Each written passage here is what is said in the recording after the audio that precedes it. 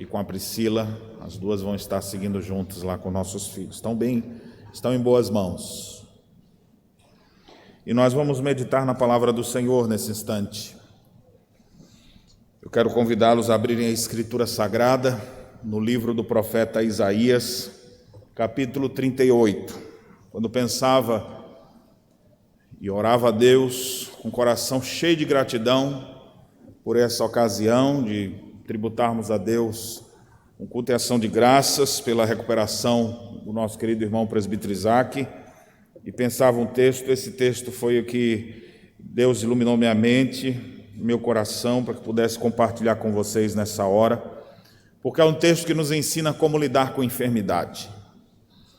E a pandemia, ela assolou muito a gente. Todos vocês perderam entes queridos. Em nosso presbitério, nós vimos, pela IPB, de uma forma geral, por todas as igrejas, mas falando um dado estatístico nosso, nós perdemos vários pastores pelo Brasil.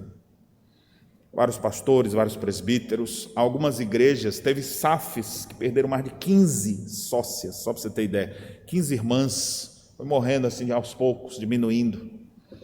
Então nós tivemos muitas mortes, e aqui no Rio Grande do Sul a gente ficava ali, quem será o primeiro? Eu já estava achando que era você, Dimer. Mas graças a Deus o Senhor te poupou. E aí eu falava, meu Deus, quem será aqui? Eu falei, tomara que não seja eu também, porque com minhas comorbidades eu acho que eu não sobrevivo não. E nessa nós tivemos a tristeza, em julho do ano passado, de perder um dos nossos presbíteros, do nosso presbitério, o presbítero Wagner Caracas, da igreja de Sapiranga, um homem de Deus, um homem muito dedicado, envolvido na obra do Senhor. E depois daquilo, quando nosso querido irmão Isaac ficou doente, e aí veio aquela série de fatores. Primeiro ele disse, eu estou bem, pastor, estou tranquilo aqui, só uma dorzinha de garganta, mas estou lidando bem. E aí a gente acompanhando de longe, eu falei, mas o Isaac já teve câncer, já teve suas dificuldades, e Deus o restaurou. A imunidade às vezes baixa, preocupado. E aí foi internado, 8 dias depois. Falei, isso é uma internaçãozinha básica. Uma semana depois foi entubado pela primeira vez. Ficou vários dias ali entubado. O procedimento do hospital, depois foi extubado, tirado lá, mas não rendeu muito. No início de dezembro retornou à UTI, e no dia 8 de dezembro foi entubado novamente. E ali ficava. Eu confesso, Isaac, que eu não costumo chorar, mas eu chorei, orando a Deus pela tua vida.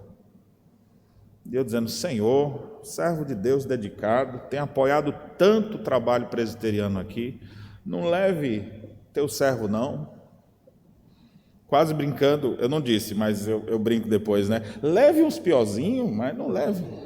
Eu não orei assim não, mas eu contava assim, às vezes brincando. Esse não, Senhor, teu servo aqui, porque uma das lutas que nós temos, eu sou pastor em Canoas há 14 anos, e eu sempre fico pensando na continuidade do trabalho, especialmente quando eu não mais estiver aqui.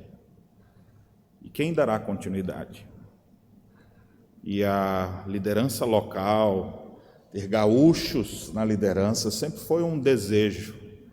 Eu falo, na hora que tem o vice-presidente do conselho, o senhor já vai recolher, senhor, deixe mais um pouquinho, não leve não. Não foram fáceis aqueles dias. Pior, eu não vou compartilhar com vocês o conteúdo da conversa, mas imagine a gente conversando sobre a possibilidade da morte. Nossos diálogos, né? Momentos antes de ele perder já o contato com o celular e não poder mais conversarmos ali, e a gente já ensaiando até como seria o velório. Até isso a gente já estava organizando. Imagine só ele me dando de lá os textos que ele mais gostava e os hinos, e eu me derramando lá de cá, imaginando aquilo acontecer. Não foram dias fáceis. E a tendência, pelas estatísticas, a gente sempre ouve, olha, depois que começa nesse nível, aí não volta mais. Aí eu me lembrava do caso recente que nós perdemos, do presbítero Wagner. Eu falei, oh meu Deus, estávamos quase entregando os pontos, nos preparando para o pior. Afinal, a gente não sabe o que Deus tinha reservado para nós. Mas Deus, em sua infinita bondade e misericórdia, de forma sobrenatural, inexplicável, fez com que ele voltasse a responder. Foi feita uma traqueostomia, acho que é assim que fala o negócio, né? Mas nem parece mais. Foi extubado e no dia 28 de janeiro teve alta hospitalar. Nós fomos lá um grupo de irmãos foi lá para a porta do hospital para cantar, para orar e agradecer a Deus. E vê-lo saindo de lá, fraquinho, pequenininho, magricela. E com os médicos dizendo 1 ano e meio para se recuperar, mais ou menos. Eu estou pensando aqui, eu falo, pelo que eu conheço do Isaac, 6 meses. Mas eu não imaginava que ele ia vir já de andador hoje. Eu imaginava que a gente ia pegar ele ali no carro, botar na cadeira de rodas, sair puxando ele até aqui, e quem sabe, talvez nem conseguisse vir. Quando eu chego aqui já vamos fazer uma força ali para levantar o homem já vem andando aqui assim com andador. Subiu as escadas aqui, nem precisamos pegar no colo, só demos um pequeno apoio. Então a gente vê um verdadeiro milagre de Deus na sua vida, meu irmão. Outro. E está entrando eu espero que não aconteça igual o seu pai, que falou que ia ter 3 vezes, né? Então já foi 2. Então, eu espero que o Senhor deixe só com 2 mesmo. Mas Deus é que sabe todas as coisas na nossa vida. Mas nós louvamos a Deus pela sua recuperação. E por outras pessoas, né? Que tiveram quadros não tão graves assim e que foram restabelecidos. Graças a Deus eu fiquei em casa só com a gargantinha e passei. Teve uns que pegaram, nem percebeu. Outros ficaram com dores no corpo, outros ficaram com dor de cabeça. Mas nós louvamos a Deus porque esse estado mais grave Deus restabeleceu. E também estamos muito felizes, porque logo hoje nós estamos aqui para agradecer pela saúde. Quem está aqui também? Seu Hermindo. Olha que maravilha. Seu Hermindo também estava quase com o pezinho do lado de lá. E nós fomos visitá-lo, estava numa situação difícil, mas Deus, que é Deus misericordioso, quis restabelecer sua saúde, para a alegria não só da dona Esté e de toda a sua família, mas para a alegria de todos nós. Eu muito me alegrei quando fui visitá-lo. Tive até uma saudosa lembrança do meu pai, né? Quando vi ali seu Hermínio com aquela mãozona dele assim cumprimentando, lembrando do meu pai que já está na glória, e poder ver o Senhor aqui hoje já vindo também, já por meios próprios, só com a bengalinha. Então é motivo da gente agradecer a Deus. Então Deus deve ser glorificado. Quando morre, não devemos ficar com raiva de Deus. Deus deve ser glorificado quando a pessoa parte, e Deus também deve ser glorificado quando a pessoa é curada.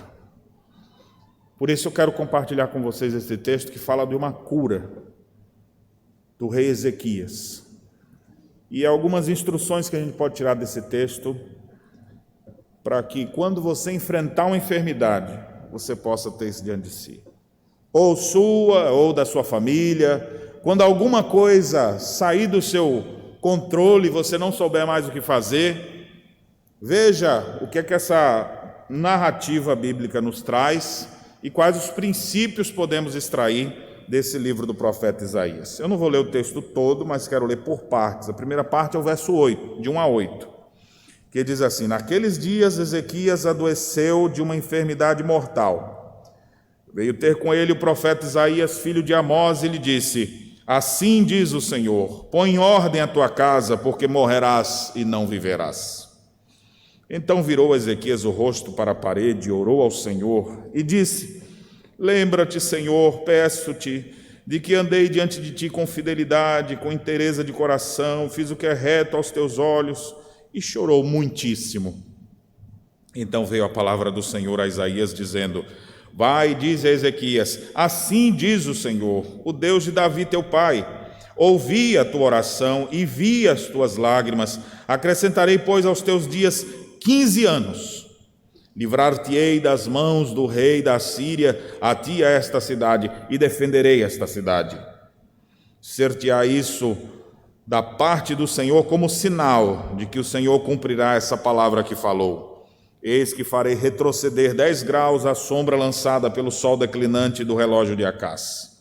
Assim retrocedeu o sol os 10 graus que já havia declinado. Amém. Eu queria que você pensasse comigo, a partir desse texto, como é que a gente enfrenta as enfermidades, a partir da maneira como Ezequias enfrentou.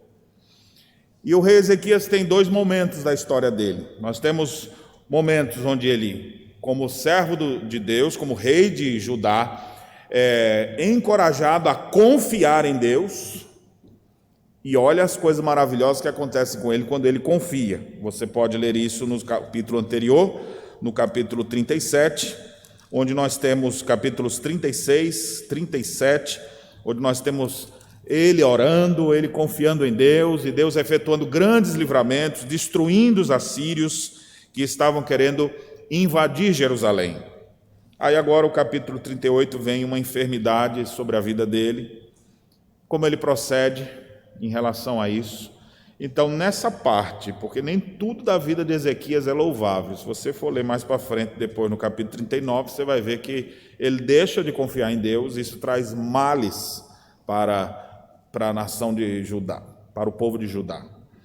Então aqui no capítulo 38 especificamente, nós temos como ele enfrentou aquela enfermidade mortal. Bem, se hoje é Covid-19, devia ser uma Covid-3, quem sabe, uma Covid das mais antigas, uma doença terrível. Na verdade era uma úlcera, uma espécie de um câncer que veio sobre ele. O texto faz referência depois que ele deveria colocar isso sobre a úlcera dele.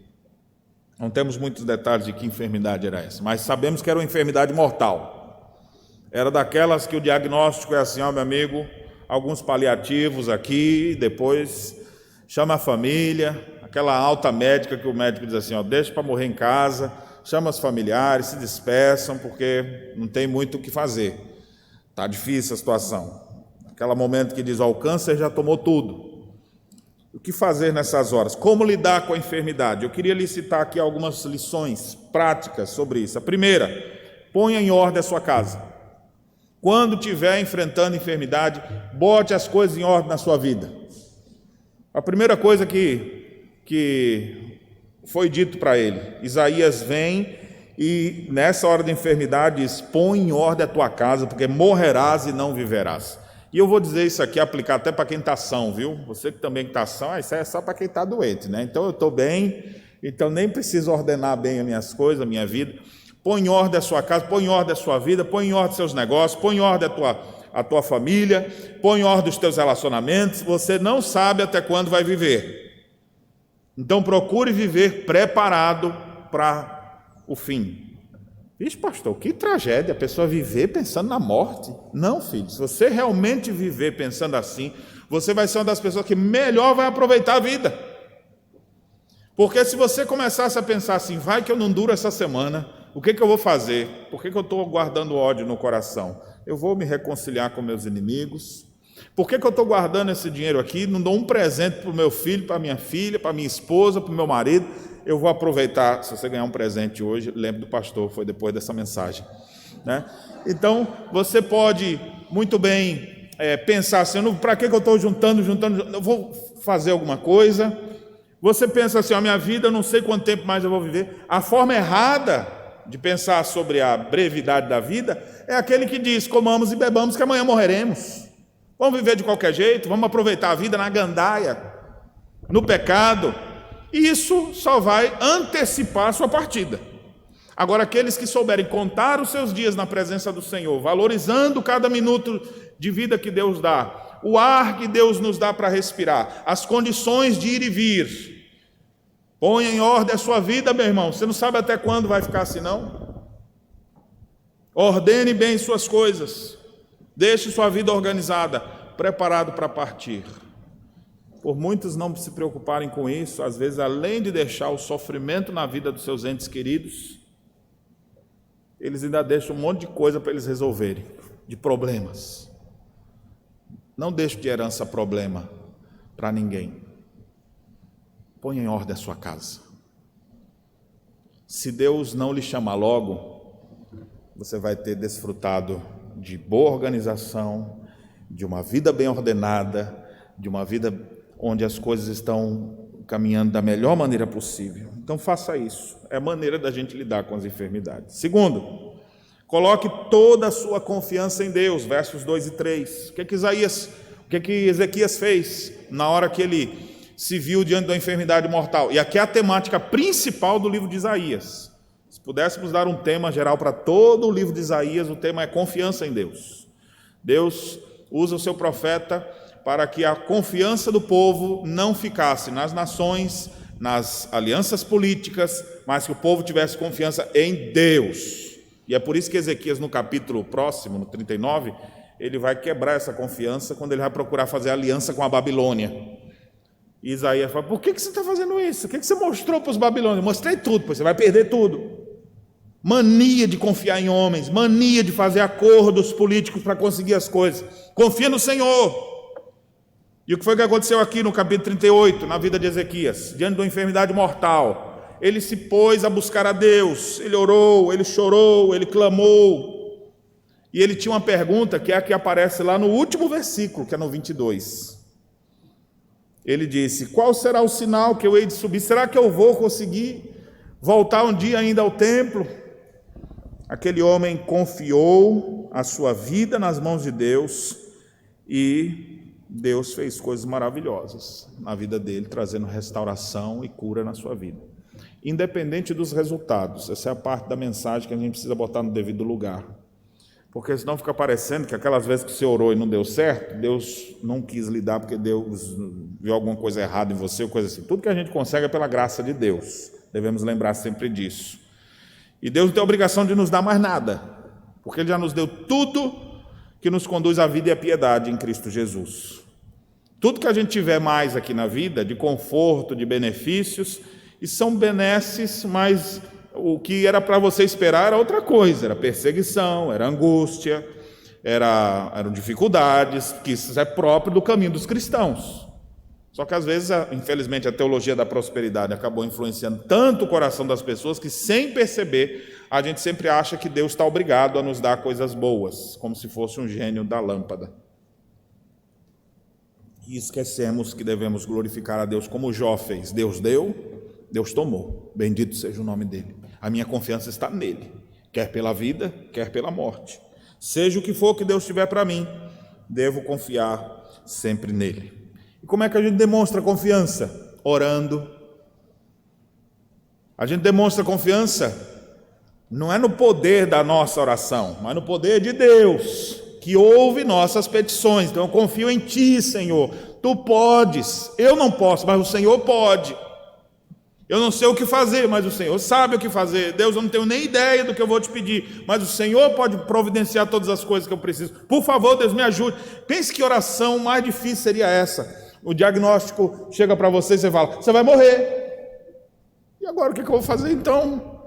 Ele faz um pedido que ele nem considera essa possibilidade: eu vou morrer. Ele ora: Senhor, tem compaixão de mim. Aí Deus: vou te dar mais 15 anos. Alguém imaginava essa resposta? Mas foi isso que Deus disse: ouvi tua oração e vou acrescentar aos teus dias 15 anos. Confie no Senhor, irmão.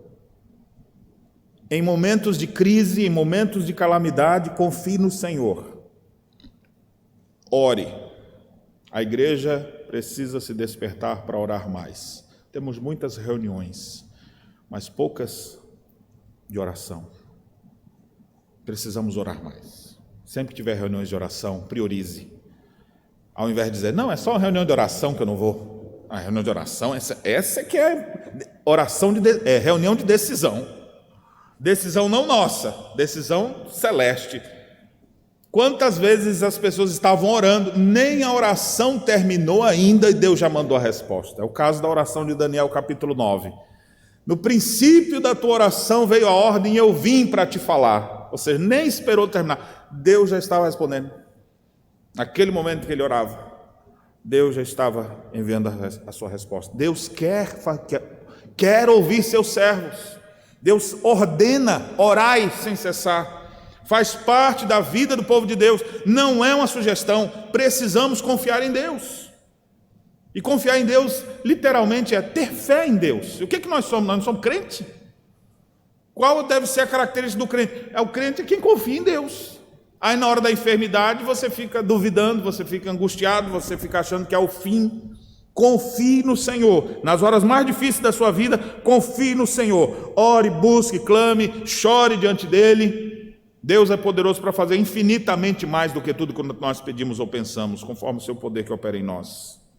Terceiro, como é que eu lido com enfermidade? Ouça a voz dos profetas de Deus. Não é das profetadas, viu? É dos profetas, servos de Deus. Isaías vai até Ezequias e fala com ele. Veio a palavra do Senhor a Isaías, verso 4, dizendo: vai, diz Ezequias, assim diz o Senhor, o Deus de Davi teu pai, ouvi a tua oração e vi tuas lágrimas, acrescentarei, pois, aos teus dias 15 anos. Ele não sei se ele estava pedindo mais alguma coisa, mas eu sei que Deus deu mais alguma coisa. Ele estava angustiado porque ia morrer. Orou e Deus disse: vai ficar curado. Vou te dar mais 15 dias, não vai morrer agora não. Além disso, ainda vou te dar mais uma bênção. Livrar-te-ei das mãos da Síria, a ti e a cidade. Como é que o senhor vai fazer isso? Vai deixar a gente sobreviver e eles vão levar a gente para algum lugar? Não, mais uma. E defenderei essa cidade. Aqui eles não vão pisar, aqui eles não vão entrar.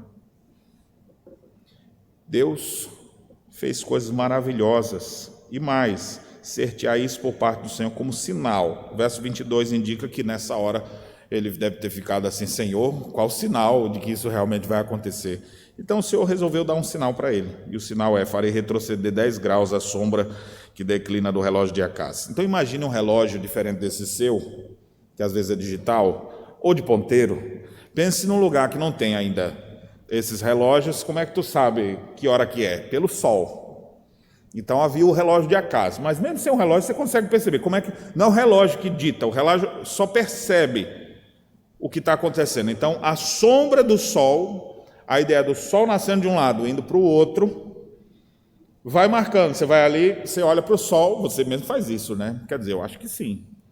Se bem que aqui no Rio Grande do Sul é meio difícil, porque o sol passa meio de lado, assim, né, também. Às vezes dá meio-dia, tu espera o sol aqui assim, mas ele está mais para o lado, assim, é a forma que ele está passando.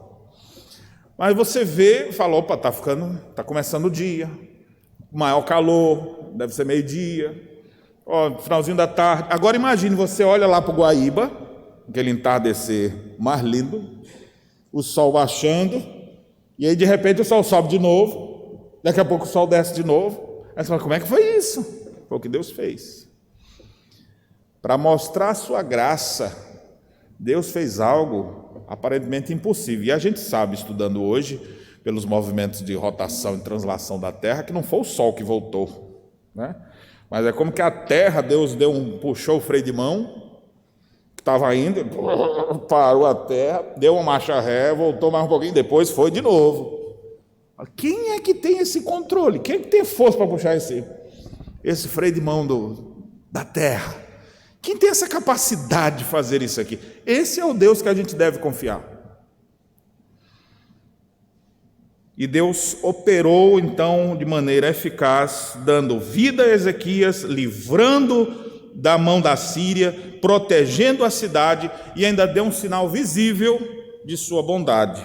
Meus irmãos, como é bom quando essas coisas acontecem.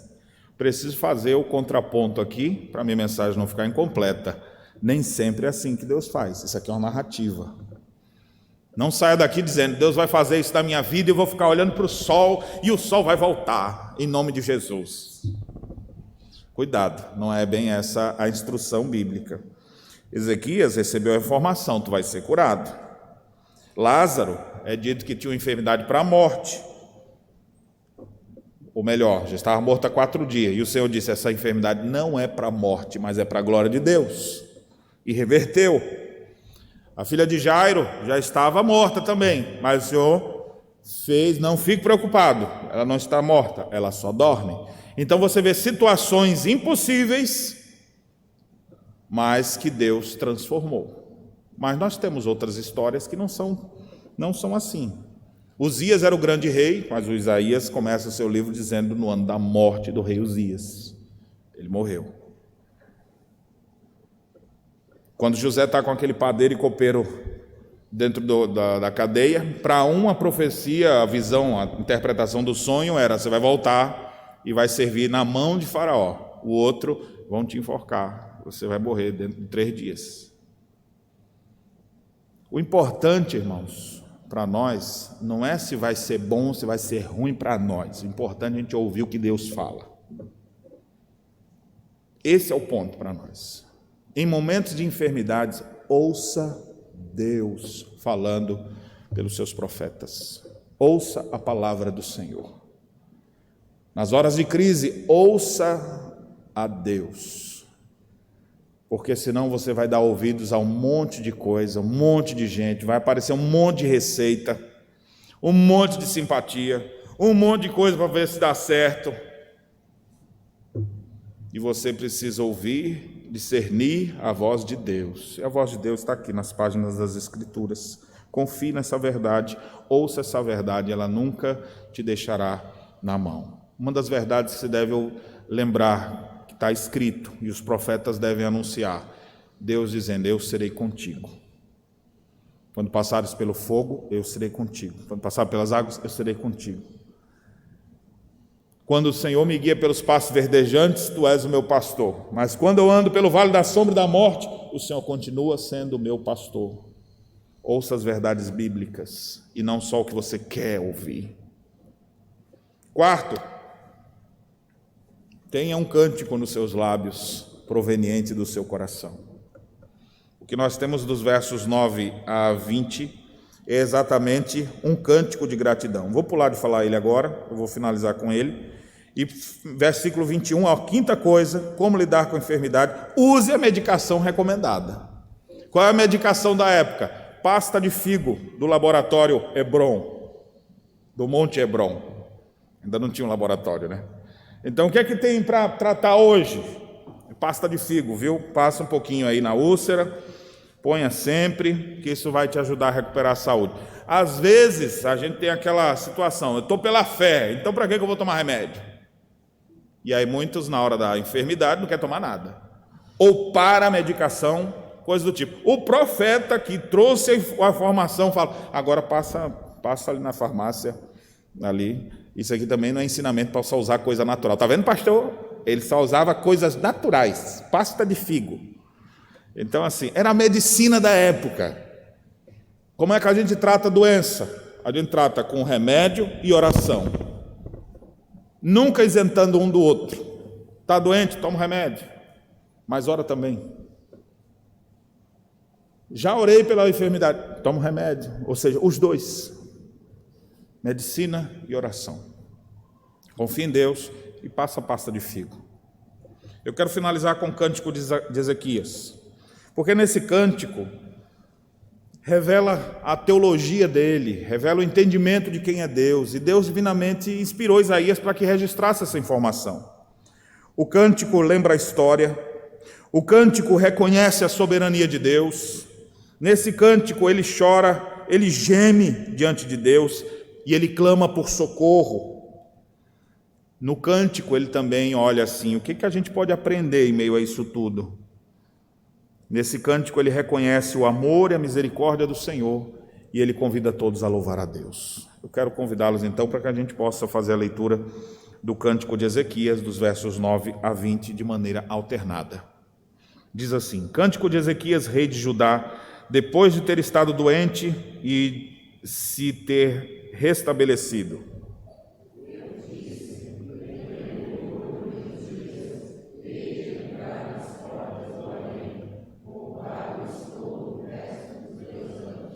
Eu disse: já não verei o Senhor na terra dos viventes, jamais verei homem algum entre os moradores do mundo.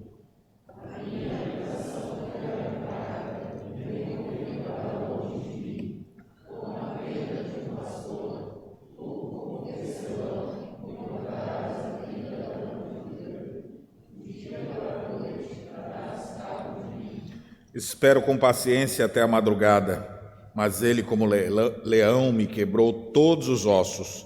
Do dia para a noite darás cabo de mim.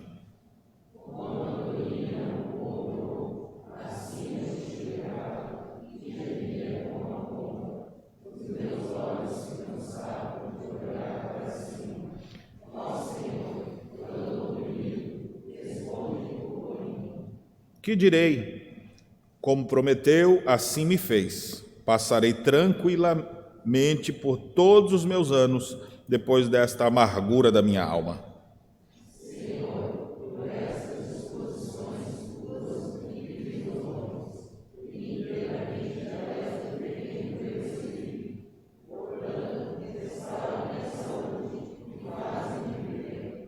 Eis que foi para a minha paz que eu tive grande amargura. Tu, porém, amaste a minha alma e a livraste da cova da corrupção, porque lançaste para trás de ti todos os meus pecados.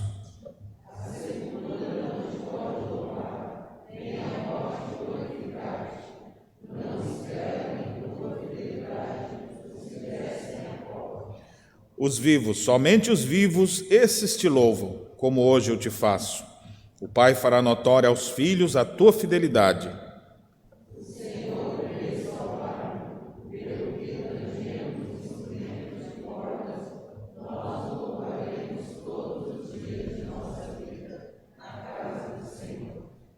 Amém. Nesse belo canto, ele reconhece que Deus foi com ele. Eu estava para morrer e Deus me livrou. Nesse canto ele também reconhece, é Deus quem me feriu. Ele não está culpando Deus, ele só está reconhecendo a soberania de Deus, reconhecendo que tudo está no controle dele, ao ponto dele dizer, olha, todas essas coisas, Senhor, verso 16, por todas essas disposições tuas vivem os homens. Ou seja, tudo isso que acontece é o que o Senhor colocou para a gente passar. E o Senhor nos dá vida mesmo em meio a tudo isso. Nessas horas difíceis, chorei. Eita, pastor, o que é isso? É o gemido dos pássaros. É aquele clamor alto das andorinhas. Chore, gema, se for necessário. Clame a Deus, mas demonstre sua confiança no Senhor. Clame por socorro, como ele fez no verso 16. Restaura minha saúde e faze-me viver. Ele clama a Deus. O verso 17 mostra algo interessante. Foi o que ele aprendeu. Quando você enfrentar a enfermidade, você tem que fazer essa pergunta. Por que é que o Senhor me fez passar por tudo isso? Qual o propósito de Deus em meio a tudo isso? Seu Hermindo, tente responder essa pergunta no seu coração. Isaac, por que é que Deus me fez passar por isso e me fez voltar? Podia ter ido, não fui. Essa é uma pergunta que você vai ter que responder. Cada um de nós, ao enfrentar a adversidade, devemos perguntar, o que o Senhor quer me ensinar com isso? O que é interessante é que ele diz, foi para a minha paz que eu passei por isso. Isso foi para o meu crescimento. Eu precisava ter passado por aquele momento para eu ter paz. Você precisa aprender nessas horas e também reconhecer o amor, a misericórdia do Senhor em todo o tempo. E finalmente, louvar a Deus. Nós o louvaremos todos os dias da nossa vida na casa do Senhor. Por isso que nesse ato de ação de graças, nós nos reunimos então para adorar a Deus, reconhecer seus grandes feitos e louvar o seu santo nome. Que Deus em Cristo nos abençoe e aplique a sua bendita palavra em nossos corações. Amém.